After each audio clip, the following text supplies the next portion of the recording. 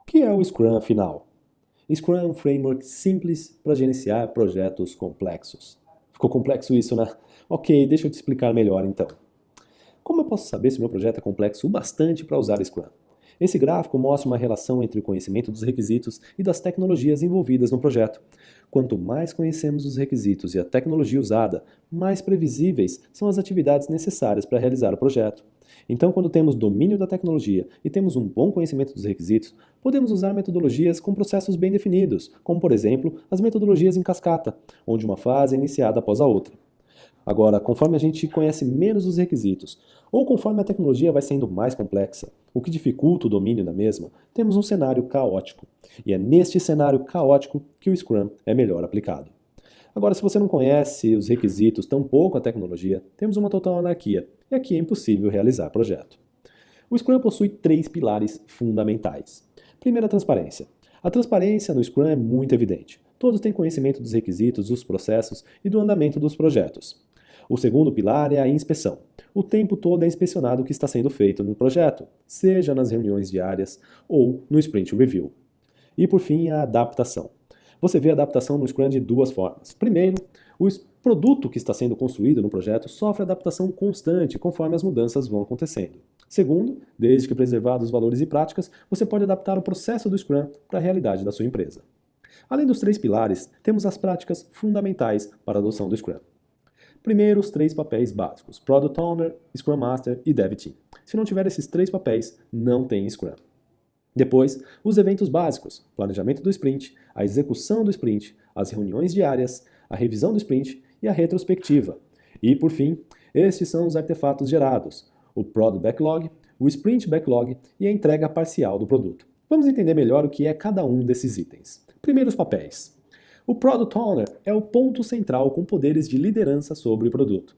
Ele é o único responsável por decidir quais recursos e funcionalidades serão construídos e qual a ordem que eles devem ser feitos. É responsabilidade dele manter e comunicar a todos os outros participantes uma visão clara do que a equipe Scrum está buscando alcançar no projeto. É ele quem prioriza os itens do Product Backlog. O Scrum Master é o responsável por ajudar a todos os envolvidos a entender e abraçar os valores, princípios e práticas do Scrum. Ele tem que conhecer muito bem o Scrum. O papel dele é agir como um coach, executando a liderança do processo e ajudando a equipe a desenvolver sua própria abordagem do Scrum. O Scrum Master também tem um papel de facilitador. Ele não é chefe de ninguém. Por fim, o Dev Team. O Dev Team são as pessoas que de fato vão construir o projeto. No Scrum, quem decide como fazer as coisas é o time, e não um gerente ou qualquer outra pessoa. A ideia principal é que a equipe se auto-organize para determinar a melhor maneira de realizar o trabalho para atingir a meta estabelecida pelo Product Owner. E como funciona a dinâmica do Scrum? Tudo deve começar com a visão do produto. O Product Owner é o responsável por prover esta visão, que pode ser um business case, um blueprint de projeto ou qualquer outro tipo de macro planejamento. O importante é que descreva o que ele quer e onde quer chegar.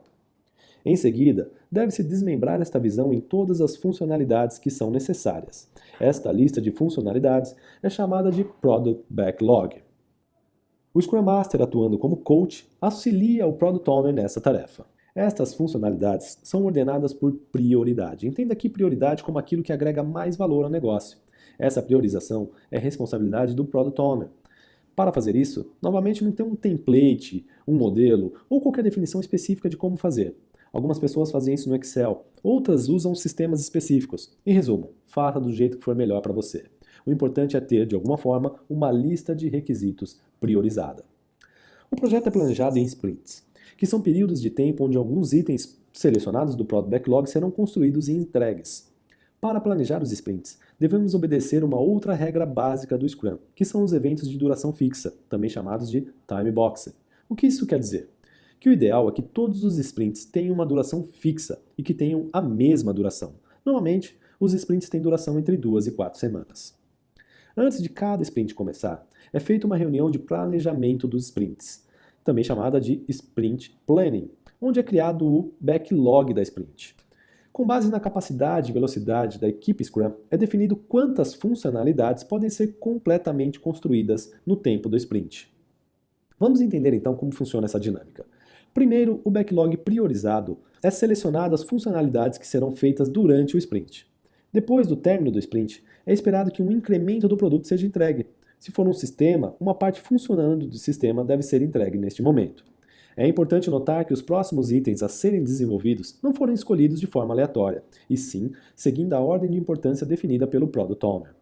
Conforme os incrementos de produto vão sendo entregues, o Product Owner pode verificar necessidades de mudanças. Essas mudanças devem ser inseridas também no backlog em sua devida prioridade. Esse processo, então, será repetido até que todo o backlog seja construído e o produto final esteja pronto, contemplando todas as mudanças solicitadas.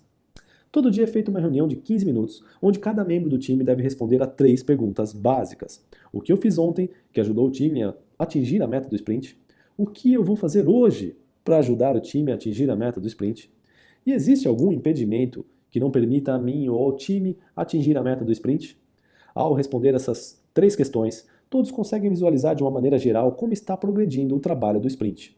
Uma ferramenta muito útil, que não faz parte do Scrum, mas é usada em 90% dos projetos, é o Burn Down Chart. Esse gráfico funciona assim. Ele relaciona os itens que você tem a fazer com o tempo que vai demorar para fazer tudo. Neste exemplo, vamos simular o burn down de um sprint com 17 histórias ou funcionalidades. O caminho ideal é que, no decorrer do tempo até o final do sprint, todas as histórias tenham sido entregues, restando 0 histórias a fazer. Esta é a linha de progresso ideal, no qual devemos comparar o realizado para saber se o sprint está caminhando bem ou não. Vamos simular agora as 17 histórias e traçar a linha real do projeto. Imagine que, conforme os dias vão passando, você consegue entregar 6 histórias e ficar com 11 histórias restantes.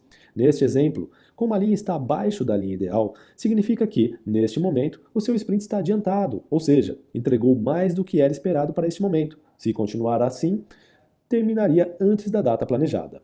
Porém, imagine agora que, no passar dos próximos dias, você consegue terminar mais uma história somente, ficando com 10 restantes, e acima da linha ideal. Isso significa que você está atrasado, ou seja, não conseguirá terminar tudo a tempo se continuar neste ritmo.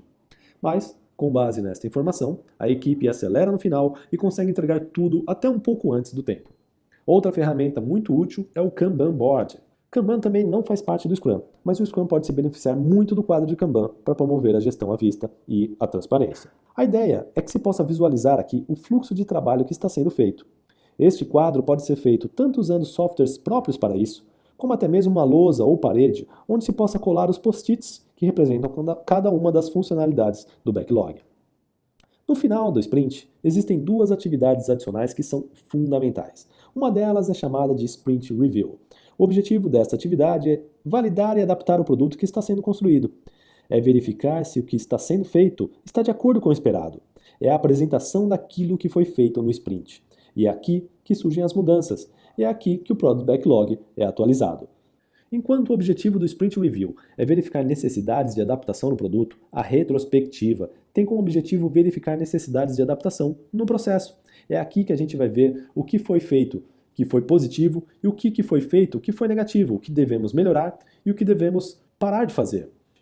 Para entender o fluxo todo, temos essa figura que é bem conhecida. Tudo começa com a visão, ou esboço inicial, isso se desdobra em um Product Backlog. Esse backlog sofre o grooming, que é a sua priorização ou estimativa de tamanhos. Depois, durante o planejamento do sprint, cria-se o Sprint Backlog, que é a lista de histórias que serão criadas durante o sprint. O sprint tem entre 2 e 4 semanas e todos os dias, no mesmo lugar e horário, o Daily Scrum acontece com as suas 3 famosas perguntas e ao final do sprint temos o produto ou funcionalidade concluída.